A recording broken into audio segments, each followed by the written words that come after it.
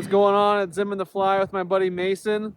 We are here at the Colorado River. We got to cross it to get to the Williams Fork, and we are looking for some big browns during their fall spawn run. So here we go. Here we go.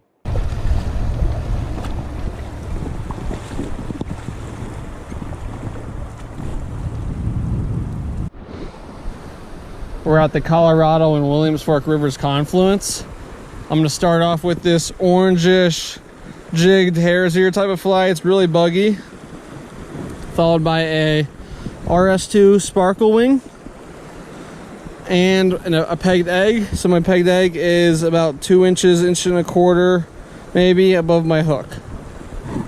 There's a nice section right here that we're gonna start with. A small brown on.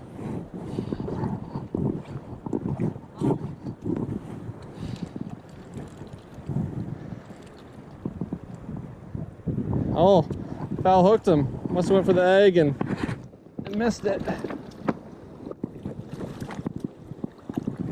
There he goes.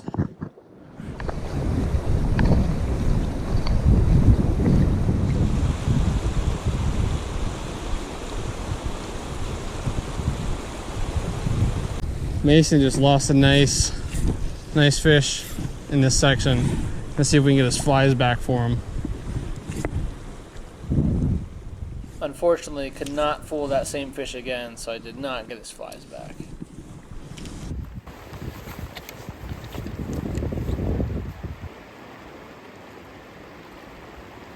Behind these two big rocks were several fish actively eating, and I was trying to place my egg at the right depth to get it in front of their face.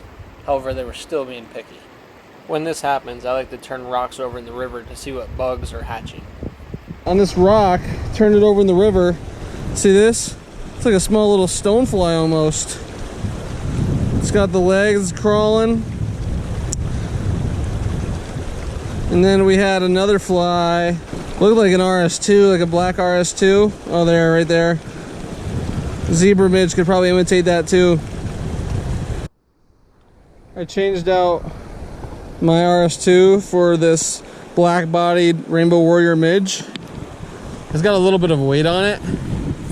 I'm thinking the RS2 was causing my egg to not float properly since it didn't have weight. So with this one having some weight, I'll see if my theory's correct or not.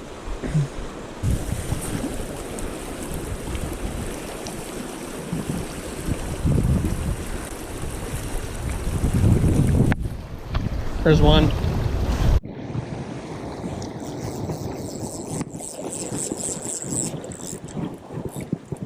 I'm doing a nice fish. Gonna try to get him across the current here. It's a rainbow.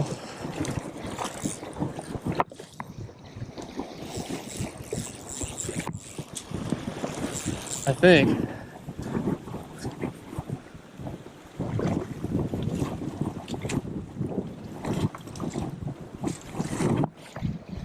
Yes, sir. Look at that. Beautiful rainbow.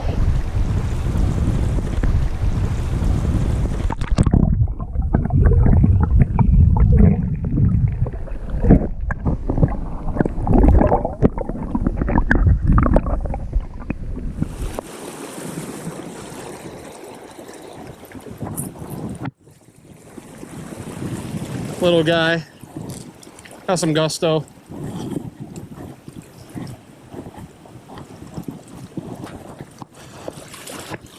Little brownie. That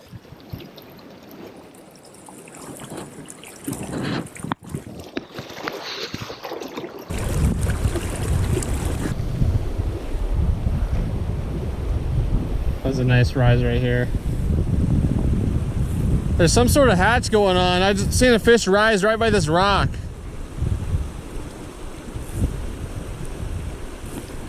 Again, right here. We tied on a size 18 blue-winged olive adult dry fly since these fish were making splashy rises at the surface. Missed a couple eats on that blue-winged olive. So hard to see small dry flies on the water.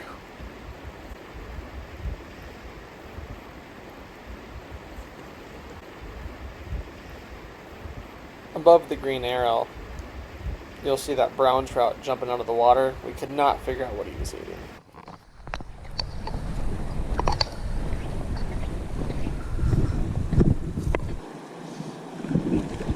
Oh, dude! Wow, what a fish! Alright, there was a huge brown that jumped in the middle of this run. I switched up my flies a bit. I put a smaller Spanish bullet on, followed by a black midge. It's got some copper ribbing, and I still got the egg. He's in there. I don't believe he would have moved out. In hindsight, Mason and I were thinking we should have used streamers like woolly buggers or thin mints or sculpzillas. They imitate injured fish and bring out the aggression in brown trout. A big meal like this would have likely enticed the fish more than the small eggs we were using. Well, not after the minnows.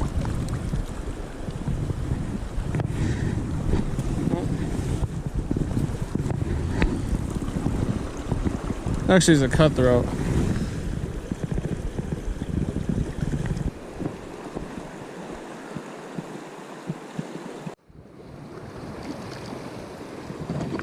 It's into a little one.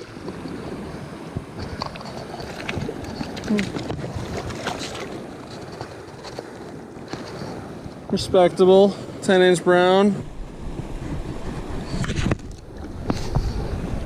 on the pegged egg. Right as we were hitting our time limit, we found this really nice riffly run, and we're hoping for one last trout. There's this amazing run right here around the river bend. There's a nice meander, an undercut bank. It's about 3 feet deep. Huge brown trout, 18 to 20 inches, jumped out of the water. We're trying to hook into him. We saw some fish rising at the tail end of this run. Anytime you see that, emergers right below the surface are always a great move. Unfortunately, we hit the spot at the end of the day, so we didn't have enough time to experiment with what these fish were eating. Hey, a little recap. It was an awesome, beautiful day.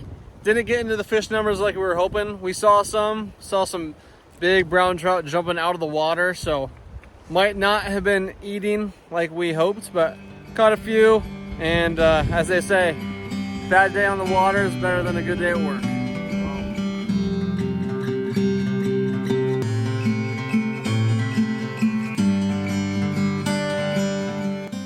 If you like this video, be sure to subscribe to Zim on the Fly and watch my next video, which is linked above.